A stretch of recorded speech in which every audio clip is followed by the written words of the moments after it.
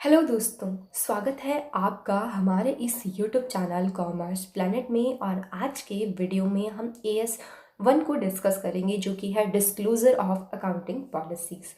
इसके अंदर सबसे पहले हम बेसिक मीनिंग देखेंगे, फिर रिक्वायरमेंट क्या रहेगी, देन हम डिस्कस करेंगे फंडामेंटल अजम्पशंस को, और आप लास्ट में देखेंगे हम सिलेक्शन ऑफ अकाउंटिंग पॉलिसीज़। और इसके अलावा हम जो डिस्कस करने वाले हैं वो रहेगा हमारा चेंजेस इन अकाउंटिंग पॉलिसी। तो ये सारे टॉपिक हम AS1 के रिगार्डिंग डिस्कस करेंगे। चलिए एक एक करके हम शुरू करते हैं। सबसे पहले अगर हम मीनिंग को देखें तो AS1 के जो मीनिंग है वो कहता है specific accounting principle that method of applying those principle adopted by enterprises in preparation and presentation of financial statements. Example: inventories valuation, FIFO method और weighted average method, cash flow statement और preparation. यानी कि आपको अपने जो accounts हैं वो prepare करने हैं एज पर अकाउंटिंग पॉलिसीज़। आप कोई भी पॉलिसी अडॉप्ट कर सकते हैं, कोई मेथड, कोई प्रिंसिपल अडॉप्ट कर सकते हैं, लेकिन आपको उसे कंटिन्यूसली फॉलो करना है आपके फाइनेंशियल स्टेटमेंट को प्रिपेयर करने में। आप इन्वेंट्रीज के वैल्यूएशन के लिए जैसे FIFO method, LIFO method, weighted average, इनमें से कोई भी मेथड को यूज़ कर सकते हैं। तो ये एक बेसिक अकाउंटिंग की पॉलिसीज़ हो गई कि अलग अलग पॉलिसी हो सकती है, आप अपने हिसाब से कोई भी पॉलिसी फॉलो कर सकते हैं। यहाँ स्पेसिफिकली किसी भी पॉलिसी मेथड के बारे में नहीं कहा गया। बिजनेस अपनी सूटेबिलिटी, अपनी कंडीशन, अपनी जो रिक्वायरमेंट सूट होता है उसके अकॉर्डिंग वो कोई भी पॉलिसी और मेथड को अडॉप्ट कर सकता है। दूसरा आपका जो है बेसिक रिक्वायरमेंट वो है कि क्या हमें डिस्क्लोज़र देना है। All significant accounting policies adopted by enterprises should be disclose. तो आप जिस भी अकाउंटिंग पॉलिसी को अडॉप्ट कर रहे हैं वो आपको डिस्क्लोज करनी है, ताकि आपके बिजनेस में इंटरेस्ट रखने वाले स्टेक होल्डर प्रॉपर डिसीजन ले सके, अच्छे से वो इन्वेस्ट करने से पहले एक प्रॉपर चेकिंग कर पाए आपकी जो पास्ट परफॉर्मेंस का ट्रेंड है उसके बेसिस पे। उसके अलावा ये जो डिस्क्लोज़र होगा वो डिस्क्लोज़र करना है किसका पार्ट रहेगा, वो डिस्क्लोज़र होगा आपके फाइनेंशियल स्टेटमेंट का पार्ट्स। यानी कि जो फाइनेंशियल स्टेटमेंट प्रिपेयर होंगे like trading, P&L, balance sheet, notes to accounts, तो उनके बाद ये अटैच कर दिए जाएंगे डिस्क्लोज़र की आपने कौन कौन सी पॉलिसीज़ को अडॉप्ट किया है। उन सारी पॉलिसीज़ की जो लिस्ट होगी वो इन जो स्टेटमेंट है फाइनेंशियल स्टेटमेंट उनके साथ अटैच कर दी जाती है। तो यहाँ आपको दिख रहा होगा कि किसका पार्ट होगा, आपका फाइनेंशियल स्टेटमेंट का पार्ट होगा और किसका पार्ट नहीं होगा। ये भी क्वेश्चन बहुत बार हो सकता है। तो कभी भी आप अपनी अकाउंटिंग पॉलिसीज़ को डायरेक्टर रिपोर्ट, ऑडिटर रिपोर्ट या कंपनी की वेबसाइट इन सब पे शो नहीं करेंगे, बल्कि आपको एक साथ सारी जो भी पॉलिसीज़ आपने अडॉप्ट की है वो फाइनेंशियल स्टेटमेंट के साथ आपको अटैच कर देनी है। आपको जो डिस्क्लोज़र है, ऐसा नहीं कि एक फाइनेंशियल पॉलिसी के बारे में आपने कहीं बता दिया, दूसरी पॉलिसी आपने अडॉप्ट की उसका कहीं दूसरे फाइनेंशियल स्टेटमेंट में जिक्र कर दिया। आपको सारी फाइनेंशियल पॉलिसीज़ जो भी आपने अडॉप्ट की है वो एक साथ एक ही प्लेस पे आपको फाइनेंशियल स्टेटमेंट में अटैच करनी है, और वो है आपका नोट्स टू अकाउंट। यानी जितनी भी सिग्निफिकेंट यानी इंपॉर्टेंट जो भी पॉलिसी स्टेटमेंट है वो आपको जनरली नोट्स टू अकाउंट्स में दिखाने हैं। तीसरा टॉपिक है हमारा फंडामेंटल अकाउंटिंग अजम्पशन। तो क्या क्या एक बिजनेस में पहले से ये अजम्पशन लेके चलते हैं। 3 अजम्पशन रहती हैं: गोइंग कंसर्न, कंसिस्टेंसी और अक्रूवल। यानी कि हमारा बिजनेस गोइंग कंसर्न मतलब लाइफ लॉन्ग चलेगा, फोर्सिबल फ्यूचर तक चलने वाला है, तो पहले से ये मान के चलते हैं। इसी कारण हम फिक्स एसेट्स को परचेज करते हैं, ना कि उसे रेंट पे लेते हैं।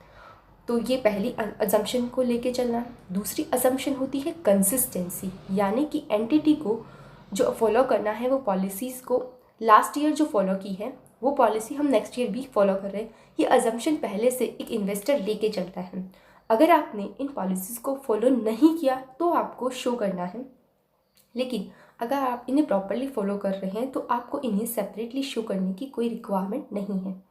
थर्ड होता है एक्रूवल कॉन्सेप्ट, जिसके अंदर हम क्या करते हैं कि सारे ट्रांजैक्शन को रिकॉर्ड करते हैं अक्रूवल बेसिस पे। यानी जब आपको राइट हो जाता है किसी भी चीज़ को पे या रिसीव करने का, तब आप उसे रिकॉग्नाइज करते हैं। ऐसा नहीं कि एक्चुअल में आप जब केस रिसीव हो जाएगा तभी उस चीज़ को रिकॉग्नाइज करेंगे। अगर आपकी लाइबिलिटी अराइज हो गई है तो भी आप उसे रिकॉग्नाइज कर लेंगे।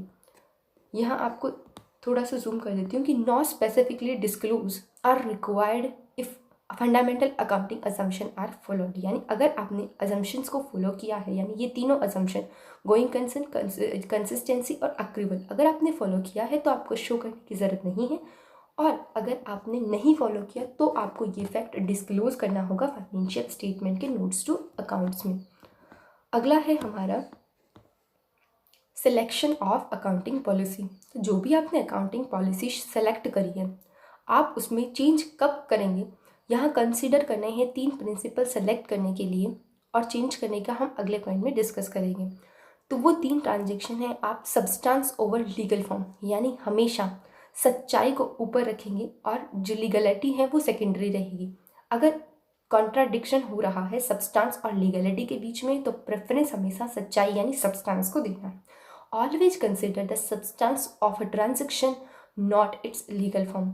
मान लीजिए मेरी कोई प्रॉपर्टी है, मैंने उसको सेल कर दिया, मैंने 31 मार्च से पहले सेल कर दिया, लेकिन जिस एक्चुअल ऑनर ने उसे परचेज किया उसकी रजिस्ट्री अभी हुई नहीं, और वो मान लो 6 महीने बाद अगर रजिस्टर करवाएगा, तो लीगली ऑनर तो मैं हूँ, बट एक्चुअल में उसका ऑनर कोई और है।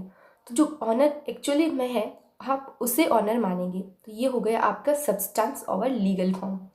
अगला है हमारा मटीरियलिटी, यानी कि सेलेक्ट करते हैं एक अकाउंटिंग पॉलिसीज़ को किसके लिए, जो कि मटीरियल फैक्टर, अगर कोई छोटा मोटा जो है इवेंट है तो उसे रिकॉग्नाइज नहीं करेंगे, केवल जो मटेरियल फैक्ट होंगे उसे आपको डिस्क्लोज करना है। और प्रूडेंस का मतलब होता है कि जो फ्यूचर के लॉस हैं उसके लिए आप प्रोविजन बनाएं, बट जो फ्यूचर में इनकम होने वाली है उसको आपको पहले रिकॉग्नाइज नहीं करना है जब तक कि वो एक्चुअल में रिकॉग्नाइज नहीं हो जाए। तो ये अब आपका है prudence concept. All accounting policies should be consider foreseeable losses flow of, इसके रिगार्डिंग ही हम क्या करते हैं, प्रोविजन बनाते हैं डेटर्स का, क्योंकि हमें एक आइडिया होता है कि लगभग इतने % डेटर हमारे डूब सकते हैं, तो हम उस जो लॉसेस हैं होने वाले हैं उसके लिए पहले से ही प्रोविज़न बना के चलते हैं। लेकिन जो भी प्रॉफिट्स होंगे उसके लिए आपको ऐसा प्रोविज़न नहीं बनाना है, जब एक्चुअल में वो रिकॉग्नाइज हो जाए तभी आपको रिकॉर्ड करना है। अगला है हमारा कि अगर हमें अकाउंटिंग पॉलिसीज़ में चेंज करना है तो क्या क्या कंडीशन होगी, वो चेंज क्या इम्पैक्ट लाने वाला है, किस तरह उसका ट्रीटमेंट होगा, क्या प्रोसीजर रहेगा। तो पहला यहाँ आप देखेंगे, entity can be change it's policy when one of the out of, ये इन 3 कंडीशन में कोई एक कंडीशन भी अगर सेटिस्फाइड होती है, यानी कि तीनों कंडीशन एक साथ नहीं होगी, कोई एक कंडीशन फॉलो करनी है, तब आपको ये चेंजेस करने हैं। पहला है adoption of different accounting policy, अगर रिक्वायर्ड है किसके द्वारा, लॉ के द्वारा या स्टेटू के द्वारा, यानी कि अगर लॉ ऐसा करने को कह रहा है तभी आपको अपनी अकाउंटिंग पॉलिसी में चेंजेस करने हैं। Like dividend policy as per company, जब कंपनी से 2013 आया उससे पहले डिविडेंड आप क्या करते थे, ईयर एंड जो बैलेंस शीट डेटा उससे पहले अनाउंस कर सकते थे, लेकिन एज पर कंपनीज एक्ट 2013 आपको डिविडेंड अनाउंसमेंट करना होता है after the balance sheet date. ऐसे में आप उसको पहले लाइबिलिटी नहीं मान सकते, इस साल के लिए कंटिजेंट लाइबिलिटी शो होगा और नेक्स्ट ईयर में हम उसे शो करेंगे एज अ लाइबिलिटी, यानी तब आपकी वो एक्चुअल लाइबिलिटी होगी, इस साल के लिए वो आपकी कंटिजेंट लाइबिलिटी होगी। दूसरी कंडीशन हो सकती है हमारी अकाउंटिंग पॉलिसी में चेंजेस करने की, कंप्लाइंसेस करना है हमें अकाउंटिंग स्टैंडर्ड्स के साथ। अगर एएस में कुछ रिवाइज हुआ है उसके अकॉर्डिंग आप अपनी रिक्वायरमेंट के अकॉर्डिंग उस एएस के अकॉर्डिंग अगर अपने अकाउंट्स को मेंटेन कर रहे हैं, जैसे कि इन्वेंट्री को हम वैल्यू करते हैं एज पर AS2 कॉस्ट और NRV which ever is lower, तो अगर AS की वजह से कुछ चेंजेस करना है तो करेंगे। और तीसरी कंडीशन हो सकती है कि अगर आप अपने अकाउंट्स को क्या शो करना चाहते हैं, एप्रोप्रिएट प्रेजेंटेशन, यहाँ वर्ड ध्यान रखना, मोर प्रेजेंटेशन या बेटर प्रेजेंटेशन नहीं है, यहाँ वर्ड है एप्रोप्रिएट प्रेजेंटेशन। अगर आप अपने अकाउंट्स की एप्रोप्रिएट प्रेजेंटेशन करेंगे तो भी आप चेंज कर लेंगे अपने अकाउंटिंग पॉलिसीज़ को।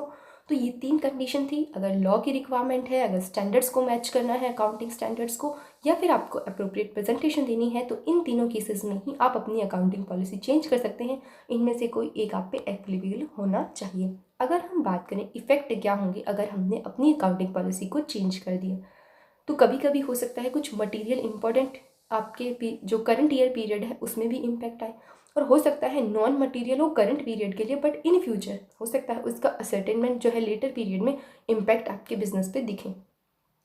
तो अगर मटेरियल है करंट पीरियड के लिए तो आपको क्या करना है, अमाउंट असर्टेन करनी है कि कितना इम्पैक्ट है, किस अमाउंट का है। तो वो अमाउंट आपको डिस्क्लोज करनी है अपने जो डिस्क्लोजर करते हैं फाइनेंशियल स्टेटमेंट का नोट्स टू अकाउंट्स में। और दूसरा है, अगर आप असर्टेन नहीं कर पा रहे कि कितना अमाउंट होगा बट लॉस होगा फ्यूचर में, इसका जो इम्पैक्ट पॉजिटिव नेगेटिव दोनों तरह का हो सकता है, तो आपको ये फैक्ट भी दिखना होगा कि हम कैपेबल नहीं है इस फैक्ट को डिस्क्लोज करने में कि अमाउंट कितना होगा, बट इसका इम्पैक्ट करंट पीरियड में होगा, तो ये भी आपको डिस्क्लोज करना है। अगर करंट पीरियड में कोई भी इम्पैक्ट नहीं आ रहा लेकिन लेटर ऑन इसका इफेक्ट आएगा, तो भी आपको ये भी फैक्ट शो करना है कि लेटर ऑन इसका इफेक्ट इस चीज़ पे आ सकता है, ताकि उसके बेसिस पे आपके इन्वेस्टर डिसीजन ले सके। आई होप सो आपको AS1 की जो डिस्क्लोजर ऑफ अकाउंटिंग है उसके रिलेटेड अच्छे से क्लियरिटी हो गई होगी। अगर इस वीडियो ने आपको कुछ भी नया इन्फॉर्मेशन दिया हो और आपकी नॉलेज में एक अपर लेवल का इन्हांसमेंट हुआ हो, तो प्लीज़ वीडियो को लाइक कीजिए, शेयर कीजिए और चैनल को सब्सक्राइब करना बिल्कुल ना भूलें। Thank you so much.